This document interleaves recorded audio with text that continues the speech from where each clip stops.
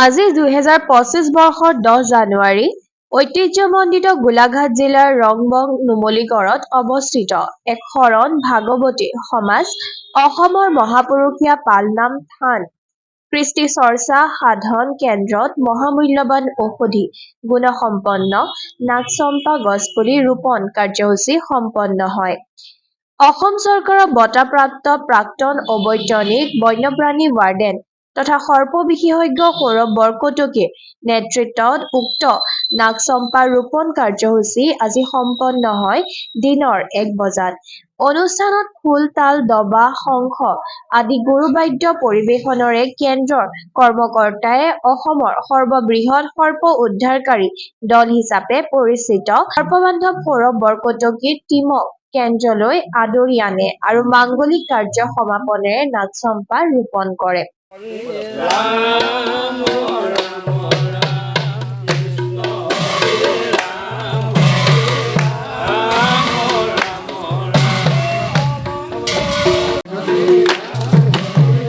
মোৰ পিছত আহি যোৱা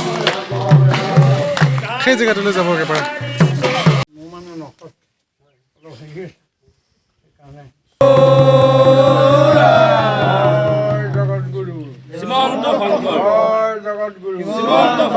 আজি এই পবিত্ৰ বৃক্ষৰোপণ কাৰ্যসূচী তেজপুৰৰ স্বনামধন্য সৌৰভ বৰকটকী ডাঙৰীয়া তেখেতে বৃক্ষ সংৰক্ষণ আপুৰুগীয়া বৃক্ষসমূহ অসমৰ বিভিন্ন স্থানৰ পৰা সংগ্ৰহ কৰি ৰক্ষণাবেক্ষণ দি আহিছে।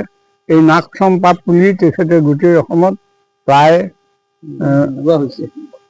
বিভিন্ন সত্ৰ আৰু বিভিন্ন গুৱাহাটী ইউনিভাৰ্চিটি প্ৰমুখ্যে আগৰ আছে এই গোটেই বৃক্ষৰোপণ কৰিছে।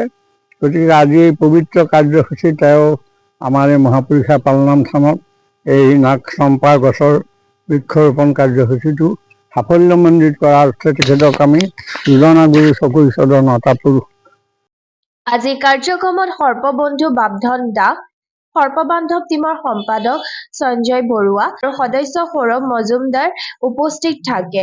উক্ত অনুষ্ঠানত কেন্দ্ৰৰ তৰফৰ পৰা আচাৰ্য দেহেশ্বৰ বৰা পাল নামাচাৰ্য প্ৰদীপ দাস পাল নামাচাৰ্য দুৰ্গেশ্বৰ বৰা পাল নামাচাৰ্য মণিবৰ দাস পাল নামাচাৰ্য প্ৰদীপ বৰা পাল নামাচাৰ্য জিতেন দাস নামঘৰীয়া হেম দাস উপকান্ত দাস দিলীপ দাস কৃষ্ণ মেধি বিহুৰাম দাস বুবাই দাস জীৱন দাস তুলসী দাস আৰু ৰূপা দাসে মাংগলিক কাৰ্যত অংশগ্ৰহণ কৰে। ইয়াৰ পিছতে অধ্যাপক সৌৰভ বৰকটকীয়ে ৰাইজৰ মাজত গৰাকীয়ে সৰ্পই দংশন কৰিলে কি কৰিব আৰু কি নকৰিব সেই বিষয়ে বিতংকৈ বিজ্ঞানসন্মত তথ্য দাঙি ধৰে।